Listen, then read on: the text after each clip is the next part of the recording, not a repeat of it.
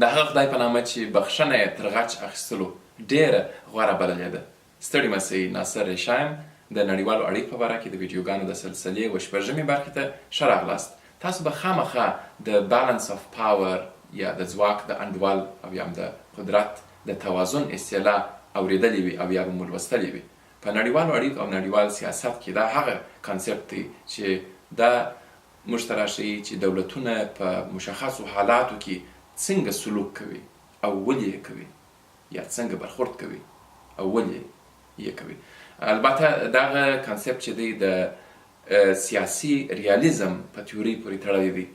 نو راځئ چې وګورو چې بالانس آف پاور یا د ځواک انډول څه شي دی. ښه، د ځواک انډول د قدرت توازن یا بالانس آف پاور دا تیوري چې ده په اصل کې د دولت پر چلند باندې تمرکز کوي. د دې تیوري پر اساس وایي دولتونه داسې عمل کوي چې په دا نړیوال سیستم کې د قدرت توازن وساتي. دلته به دا به یو نړیوال سیستم وګورو. دلته دا دی 5 دولت شته او تقریبا سره مساوي دي.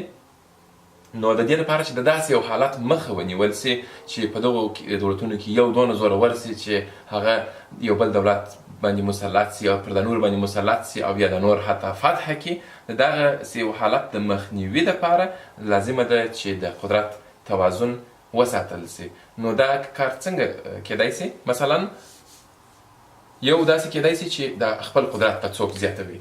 نو فرضاً د دولت چې دی یو څه زورور سول په نظامي برخه کې، سیاسي برخه کې دوی یو څه زورور سول وپړسېدله. نو مثلا د سی دولت چې دی دی راولاړېږي چې ښه د دولت خو دا دی زورور سو، ځواک یې ډېر سو. نو د دې لپاره چې د قدرت توازن وساتل سي چې وایي سبا پر ما باندې دی مسلط نه سي، دی هم راولاړېږي او خپل زور زیاتوي او خپل ځواک زیاتوي. معمولا په نظامي برخه کې نظامي ظرفیات او وسیلې یا په هره برخه کې چې مقصد د یم ځان ورته غټوي د دې لپاره چې د دغه ګواښ مخه ونیسي. خو په نړیوال سیستم کې بیا هر څوک دونه منابع او سرچینې او دونه پیسې نه لري چې وکولای سي چې دوی هم د نور دولتونو سره د قدرت توازن ساتلو لپاره ځان غون ورته را لوی کړي، ورته ځان ورته زوره ورکړي. نو بله لار بیا څه شي ده؟ هغه دا ده چې ائتلافونه سره کېږي. نو مثلا که د ډي او د ای هیوادونه دوی بیا کمزوري هیوادونه وګورو، دونه منابع نه لري، نو دوی به وایي چې موږ به دا خپلې منابع به سره وویشو، سره شریکې به کړو او په دې ډول به موږ هم یو ائتلاف به رامنځته کړو، جوړ به کړو او په دغه ائتلاف په وسیله سره به موږ دغه د توازن د قدرت توازن به وساتو چې سبا ا یا سی پر موږ باندې مسلطه نه سي. نو دوی هم راولاړېږي او لاس سره یو کوي او بیا هم په دا سیستم کې، نړیوال سیستم کې یو توازن د قدرت توازن ساتل کېږي. د قدرت توازن معمولا د اوږدې مودې دپاره په پایله یې سوله وي، یعنې جنګونه نه پېښېږي د یو څه وخت لپاره. خو کله کله بیا لازمه وي او اړینه وي چې جنګ هم پېښ سي. مثلا په کوم حالت کې؟ فرضاً د هیواد راولاړېږي، دغه دولت راولاړېږي او پر ګوري چې د بي هیواد چې دی دا کمزوري دی او ملګري هم نه لري، نو پر دې باندې غواړي چې حمله وکړي او ونیسي او د دې ټولو منابعو هم استفاده وکړي او ځان نور هم زوره ورکړي.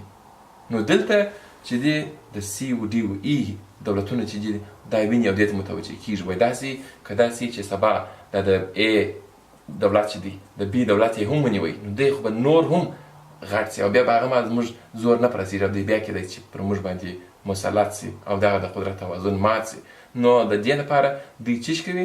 دوی دا راولاړېږي د ډي او د ای او د سی دولتونه پر ای باندې حمله کوي. نو حتمي نه ده چې دا به سوله وي، کله کله جنګ هم اړین دی، بیا هم د هغه قدرت د ساتلو لپاره. اوس نو دغه حالت چې دی دا په دوامداره توګه د بدلیدلو په حال کې دی، دا پر یوه حالت نه پاتې کېږي. د نن دوست د سبا دښمن دی او برعکس.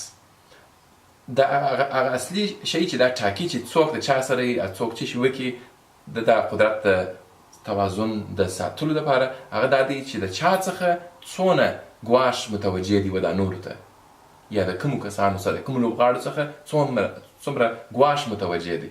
نو د دې لپاره چې دا داسې وسي د ریالیزم تیوري چې ده هغه اساسي خبره دغه ده چې دغه دولتونه چې دي دوی د قدرت توازن د دې لپاره ساتي چې د ګواښ مخه ونیسي او همدارنګه د خپلې پالیسۍ ټوله پر دغه رقم عیاروي چې د دغسې یو ګواښ د مخنیوي لپاره، یعنې پالیسۍ پر دغه باندې په دغه ترازو باندې دوی تلي چې د چا څخه په کوم وخت کې څونه ګواښ متوجه دی او موږ باید د چا سره ملګري سو چې د چا مخه ونیسو ټوله د خپل ځان د ساتلو لپاره.